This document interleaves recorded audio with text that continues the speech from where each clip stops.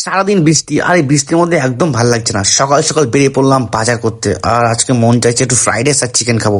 চলে গেলাম বহু কষ্টের পর, জল ফল বৃষ্টি কাদা সব ভেঙে বাজার করে নিয়ে আসলাম চিকেন, আর চিকেনের সাথে যা যা লাগে সমস্ত কিছু।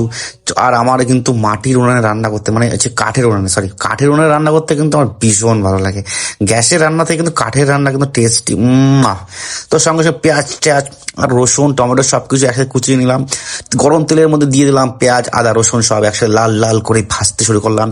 তার সঙ্গে দিয়ে দিলাম আদা জিরাই বাটা, সব কিছু দিয়ে একসঙ্গে করে ভালো করে মশলাকে কষালাম। কষাতে কষাতে কষাতে যখন মশলা থেকে লাল লাল একটু তেল উঠে গেলো, তারপর দিয়ে দিলাম সেই দেশি পোলট্রির মাংস।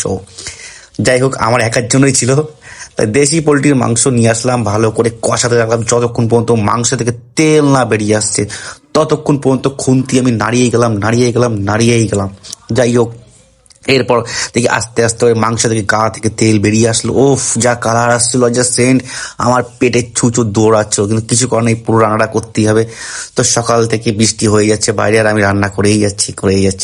মাংসটা কিন্তু 75% হয়ে গেছে। আমি ভাবলাম যাক, হয়ে যখন গেছে এবার একটু জলও দেওয়া যাক। আর এদিকে বাইরে বৃষ্টির পর বৃষ্টি হয়ে যাচ্ছে। বৃষ্টির মধ্যে কিন্তু চিকেন আর ফ্রাইড রাইস কিন্তু বেশ বেশ ভালোই একটা, মানে দুপুরে খাবার জমেই যাবে। তারপর দিয়ে দিলাম একটু গরম করা জল, আর বেশি না, আমার একার জন্য রান্নাটা ছিল তাই একটা আলু দিয়েছিলাম।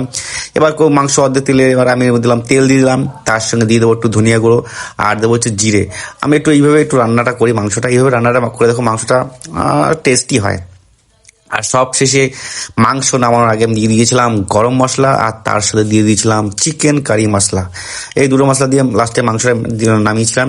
আর আজকে দুপুরে খাবারটা আমার কিন্তু সেই হয়েছিল, ফ্রাইড রাইস আর চিকেন ঝাল ঝাল লাল লাল কষা কষা।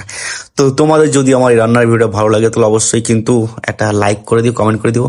আর যারা যারা মাংস রান্না করতে পারো না, অবশ্যই আমাকে কমেন্টে জানিও, আমি তোমাদের মাংস রান্না করে খাবো। ঠিক আছে, আজকের মতন ভিডিওটা এটুকুই। সবাই ভালো থেকো, সুস্থ থেকো, টাটা বাই বাই। আবার দেখাবে নেক্সট ভিডিওতে। আজকের মতন এটুকুই।